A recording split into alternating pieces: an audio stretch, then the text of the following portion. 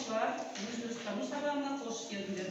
Bugünkü sabahımız 23 sabah, sabahın takırı Bakıt Kırıkki. Sabahımızın takırı Bakıt Kırıkki, sabahımızın kunduluğu kıyamet çıkamau, sabahımızın maksadı okuşlarda tabiatı kampoluk жасау арқылы жасауды түсіндіре отырып, kıyamet çıkamau kunduluğunun мәнін ашу. Okuşlarda sabahımızды 5 erежесімен бастаймыз. Birinci talab, tertip, tınışlık, tazalık, tatuluk. Mine 35 derecesini saklayıp oturup biz sabahımızı başlayımız. Okuşlar birinci, biz sabahımızı tınışlık saatinden başlayımız. Gelin iki kolumuzu aykastırmay, gözümüzü yumamız, gözümüzü yumamız.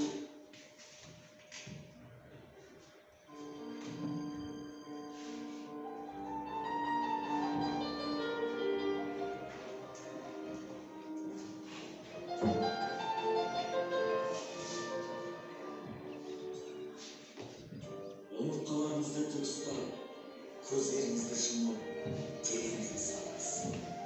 Her tınыс alған сайын, ұйқының көбейіп қосаңыз, сабырлы болып отырсаңыз. Қазір біз орманға серуенге шығыппыз. Өзіңізді сыны безгенді тарап еттен, есікті ашқаныңызда, дәлізбен өтіп далаға шыққаныңызды елестетіңіз. Таза ауаны жылдап, шашыңызды желбіреткен жерді, және сәл-пәл қыздырған күн сәулесін сезіңіз. Орманға қарай жүре бастаңыз. Келе жатқанда көл болыңыз. Жәндіктерді басып кетпеңіз. 1 минут тоқтап айналаға көз салыңыз. Табиғаттың әсемдігінің балғындығын сезініңіз. Көлдердің біріне жақындап, еңкейіп, оның тәртіптігімен жылауына зейін салыңыз. Оны иіскеңіз. Және хош иесін шығыңыз. Айналадағы бар нәрсені бақылап, әрі қарай жүре беріңіз. Гүлдер мен ағаштардың иісі, құстардың дауысы, және жәндіктердің ызыңы. Орманға енген сайын қараңызшы. Ағаштар биіктеп, әрі қалыңдай түсті. Жарық пен көлеңкенің ойынын қызықтаңыз. Жаңғырықтардың сыбдырын тыңдаңыз. Біз өзімізді орманда бақытты, әрі қауіпсіз сезінеміз. Қалың қайға шығып, осындай бірнеше минут демалыңыз. Түбіне барып отырғыңыз келетін ағашты таңдаңыз. Ағашқа жақындаңыз да, оның діңінен құшақтаңыз. Оның қуаттылығын сезініңіз. Ондағы өмір қуатын сезіну керек, және қолуға тырысыңыз. Енді оның діңіне арқаңызды сүйеп отырыңыз. Көзіңізді жұмыңыз. Терең тыныс алыңыз. Және қоршаған айналаның жым-жырт тыныштығына көңіл бөліңіз. Табиғат не кең ғажап, оны қалайша сүйетінімізбен қамыр көрмемізді. Бірде бір тірі жәндікке зиян тигізбес үшін қамқорлық жасауды түсінеміз. Сіздің өз ағашыңыз бар екенін және кез келген уақытта оған келе алатыныңызды есте тұтаңыз. Ал қазір мектепке қайтуға дайындалыңыз. Орныңыздан тұрып, айналаға тағы да көз салыңыз. Келген жолыңызбен кері қараңыз. Жолыңыздағы жәндіктерді басып кетпеңіз. Міне, мектептің маңына да келдік. Айналаңызға тағы бір қараңыз. Таза ауаны терең жұтыңыз. Есікті ашып, өз орныңызға қайтып келіңіз. Осы шын-шынлық, тыныштық, қанағат сезімін өзіңізге сіңіріңіз. Көзіңізді ашып, күлімсіреңіз.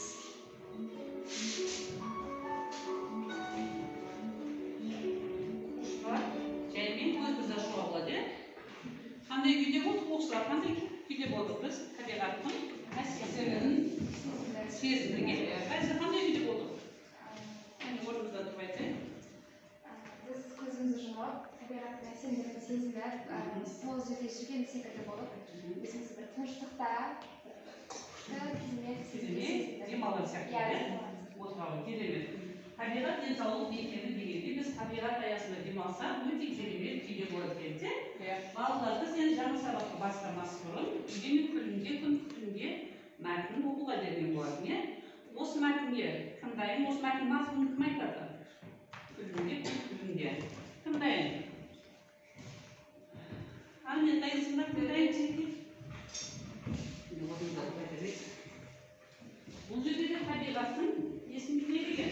Табиғаттың күннің батып бара жатқан кеш мезгілін бейнелеген. Кеш мезгілін бейнелеген, таңның атқанын бейнелеген, Кеш бата бастады. Айнала қараңғыланып, қап-қара көлеңкеге айналғандай болып кетті. Ешқандай қыбырлаған жан да жәндікте ештеңе көрінбейді. Тек қана қойлардың күйіс қайтарғандары ғана көрініп тұр. Тек қана сондай дыбыстар ғана естілуде. Ал қайната бастаған кезде әтештердің таң шақырғанын және де күннің атқанын, бозторғайдың шырқағанын туралы айтылған.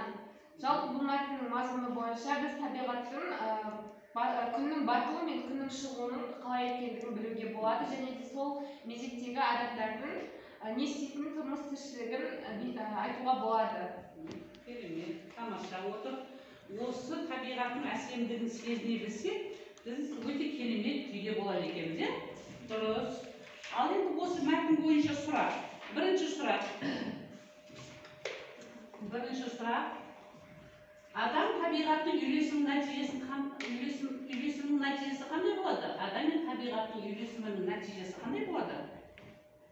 Адам мен табиғаттың үйлесімінің нәтижесі қалай болады? Ғайса туралы? Адам мен табиғат ол бір-бірінен ажырамас көзде жатқан егіз ұғым болып қалыптасып кеткен. Табиғат адамсыз, адам табиғатсыз өмір сүре алмайды. Біз табиғатты аялау арқылы, оны таза ұстау арқылы өзіміздің де аялап, соған қамқорлық танытамыз, иә? Біздің міндетіміз оларға қамқорлық таныту. Керемет, дұрыс. Екінші сұрақ. Адамның қоршаған ортамен байланысы қандай құндылықтардың көрінісі деп ойлайсыздар? Бүгінгі сабағымыздың құндылығы қандай деп айттық жаңа? Қандай құндылықтар? Диамат жасамау. Бізде қанша құндылық бар? 5 құндылық бар. Бірінші. Дұрыс. Тыныштық, сүйіспеншілік, ақиқат, диамат жасамау. Ал бүгінгі сабағымыздың тақырыптың құндылығы қандай екен? Диамат жасамау. Әрине біз табиғатқа қиянат жасамауымыз керек қой. Табиғат керемет, өз жемісін беру үшін біз оны не істеуіміз керек? Сүйіспеншілікпен қарауымыз керек, баптауымыз керек. Ол кезде мына тал сияқты не қылады? Өзіне жемісін береді. Олар бір-бірімен тығыз байланыста бөлінбейтін адамның біртұтас руханилығының негізі және мәдениетін құрайды.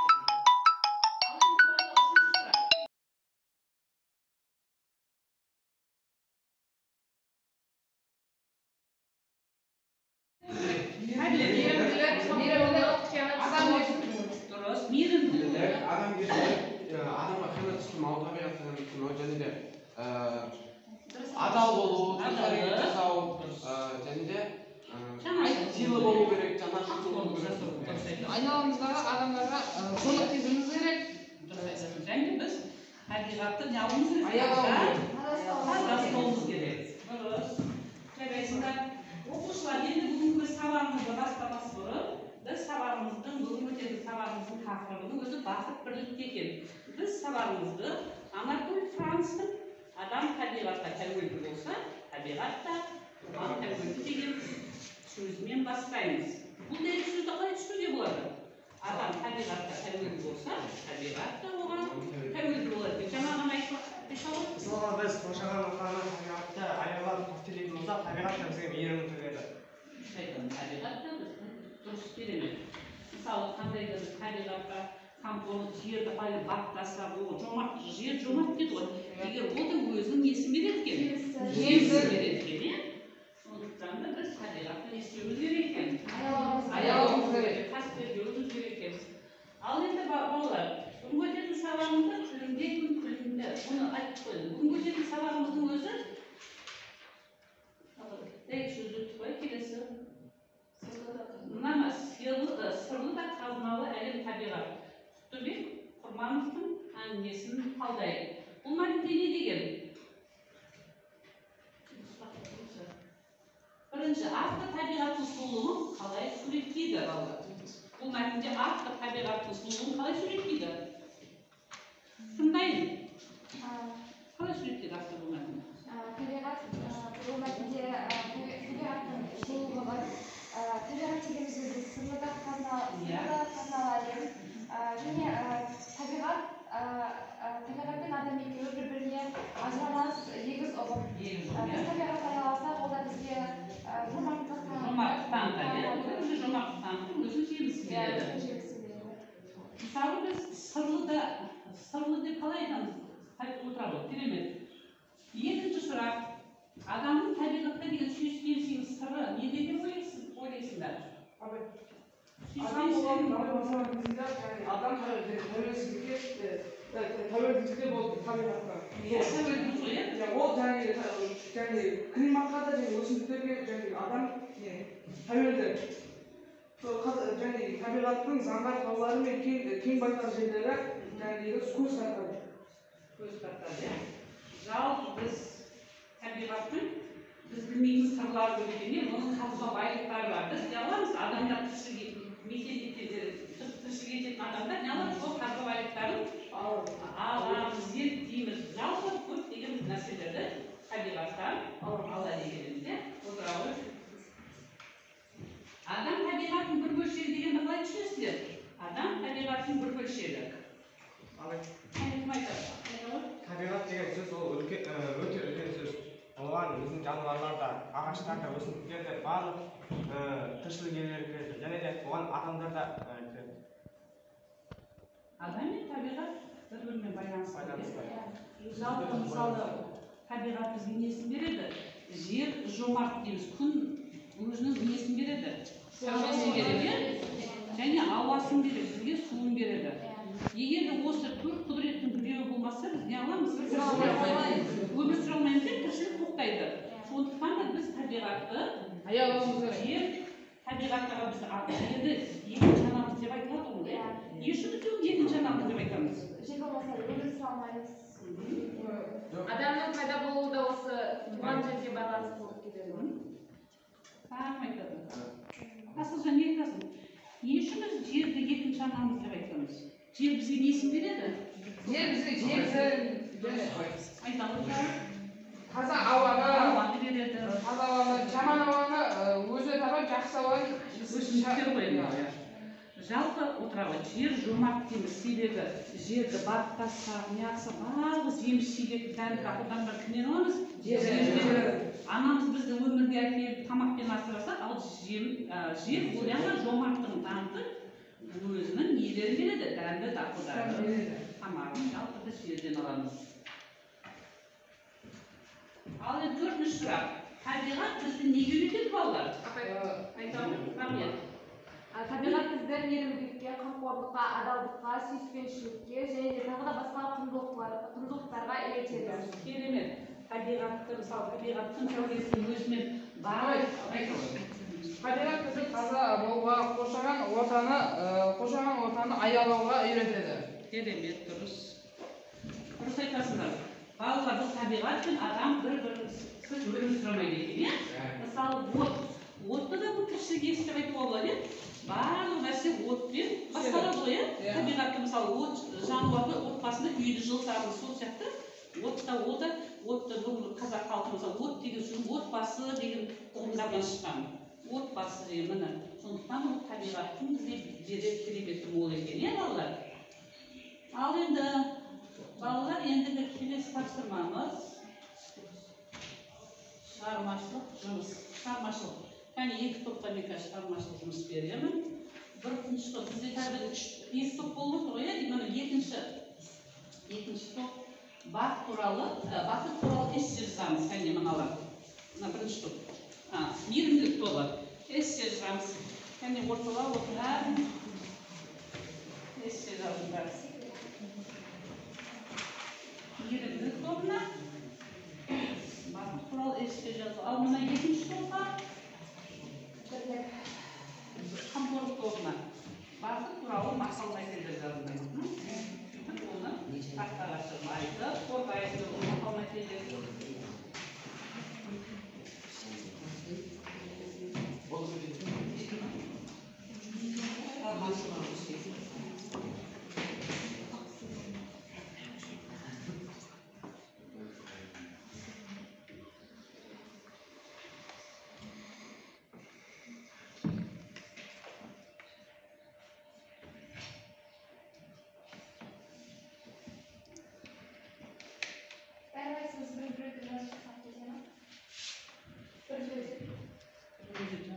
Sonuçta bir yazınlar.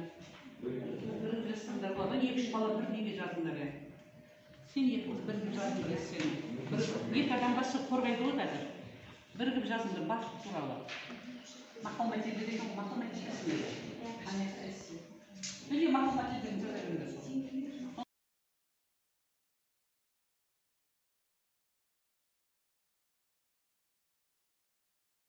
Bu okullardan dayın top karşı.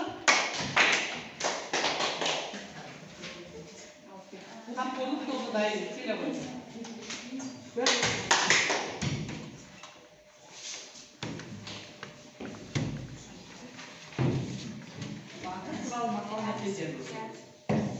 Жыртық жеті жел табар, шын бақытты ел табар.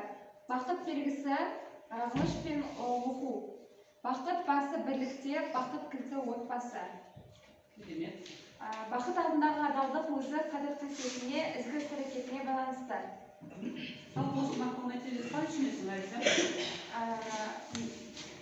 Татулық табылмас бақыт деген мақаласында татулық болған жерде бақыт та бар. Адам бір-біріне тату қарым-қатынаста болса, оның өмірі де ғажайыпқа толы, бақытқа толы болады.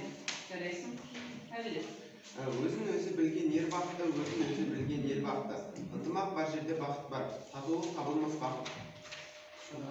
Осы мақаланы қалай түсінесің? Татулық табылмас бақыт дегеніміз тату болу арқылы, бір-бірімізді сыйласу арқылы бақытты және де бақытымызды табамыз. Әр адам бақытты, әр жүрегінде әр түрлі сақтайды. Әр түрлі пікірлері бар. Дұрыс керемет, жарайсыңдар, отыра ғой. Екінші топ. Егіндік тобы. Келе ғой. Бақыт туралы ес-сөз var. Бізге тақташып, жанына тартып кет. Жалғаспай келе ғой. Бақыт әр адамда болады. Мысалы біз өзімізді бақытты адам деп санаймыз. Себебі біздің әкеміз, анамыз, жалпы айтқанда біздің барлық жақындарымыз қасымызда. Отбасы маған әрдайым айтып отырады, бақыт деген байлық емес, бақыт деген денсаулық, жақындарының, бауырларының амандығы болуы керек. Бақыт басқа қонғанда, алысып жүрген дұшпанда, алдыңа келіп дос болар. Бастан бақыт ұшарда, жан аяспас достарың қарап жүріп қас болар. Бақыт деген байлық емес, бақыт деген денсаулық, ата-ананың, туған бауырларым және өзінің туып өскен жерім. Менің ең бірінші бақытым ата-анам, екінші бақытым денсаулығым, үшінші бақытым туып өскен жерім. Кейбір адамдар ойлайды бақыт деген байлық деп, ол алайда бақыт деген олай емес. Алтынның барында қадірін білейік, отбасымызды әрқашан мақтанышта аялап қолда жүрейік. Керемет.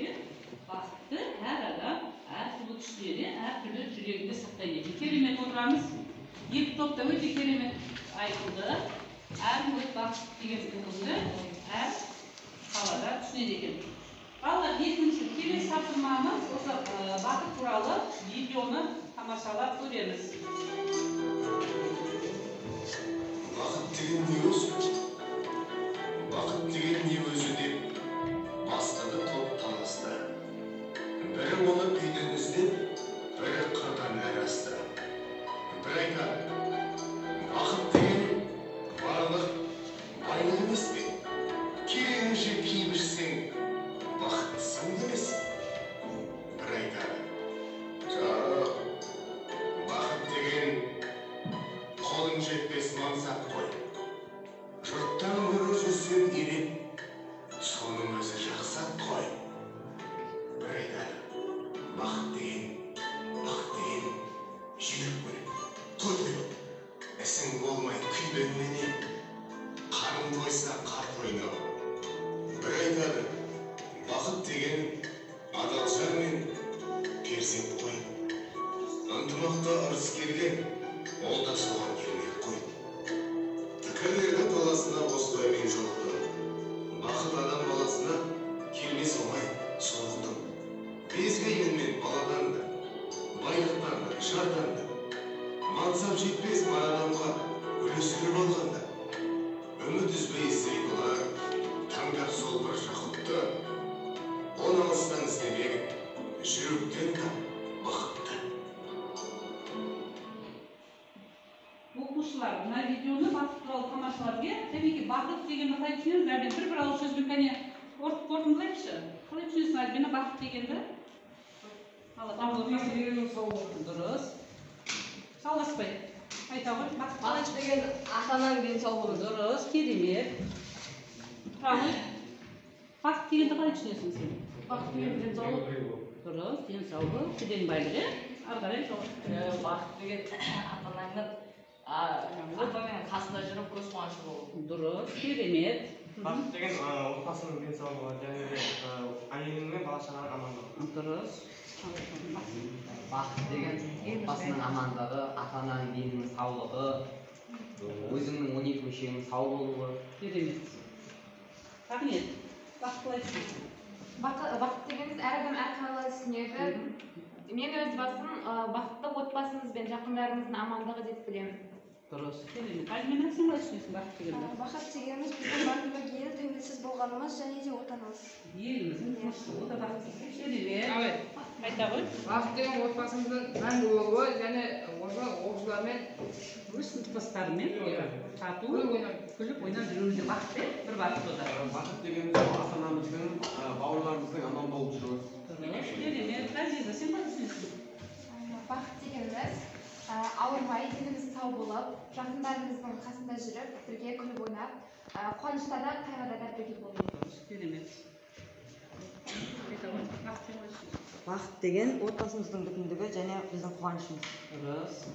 Асылжан, сен қалай түсінесің бақыт дегенді?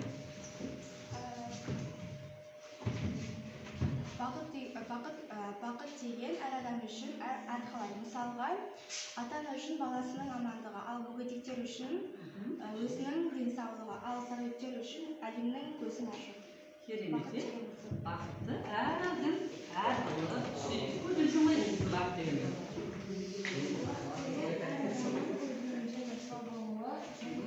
Әр адамның жақындарымен бірге күліп ойнап жүруі. Дұрыс. Керемет. Bu da bak. Sen bakayım. бақыт дегеніміз отбасымыздың амандығы. Sen қалай түсінесің бақыт дегенді? Бақыт деген денсаулық, отбасы қасында аман жүру. Дұрыс. Керемет. Балалар, бақыт деген байлық емес, мансап емес, бұл деніміздің саулығы, отбасымыздың амандығы, еліміздің тыныштығы, бір-біріне тату өмір сүргеніміз бәрі бұл бақыт екен. Жалпы түсінік қой, балалар, келесі тапсырмамыз біз бақыт туралы топпен ән айтайық, яғни орнымыздан тұрып ән қосылып, ән айтамыз. Топпен ән айтайық, бақыт туралы.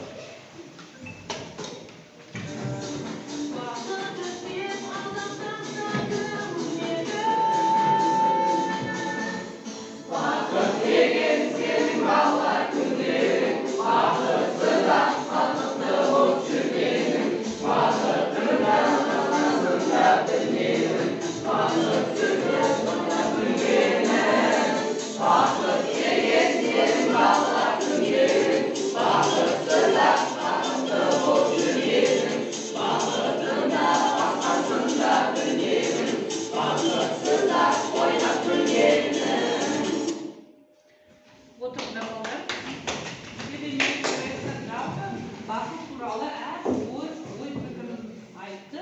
Енді осы жақсы қасиеттерімізді, бақыттың осы жақсы қасиеттері де екен бойын осы жақсы қасиеттерімізді жүрегімізге әрдайым сақтап жүрейік.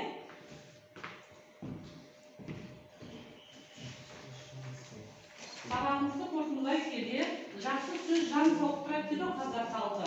Деніміз сау табиғаттың ең қымбат киесі деген дені сау адам әр уақытта бақытты. Сабағымызды қорытындылай жақсы сөз жан жандырады дейді. Әр уақытта бір-бірімізге жақсы сөздер тілектер айтайық. Жылы сөздер айтайық. Бүгінгі сабақта не туралы өттік біз? Бақыт туралы, табиғат туралы. Табиғатты біз денсаулық мекенінде секілді себебі табиғат аясында жүрсек, өзімізді керемет сезінеді екенбіз. Бүгінгі сабағымыз осымен аяқ салды. Қош сау болыңдар. Сау болыңдар. Бүгінгі сабақта ең жақсы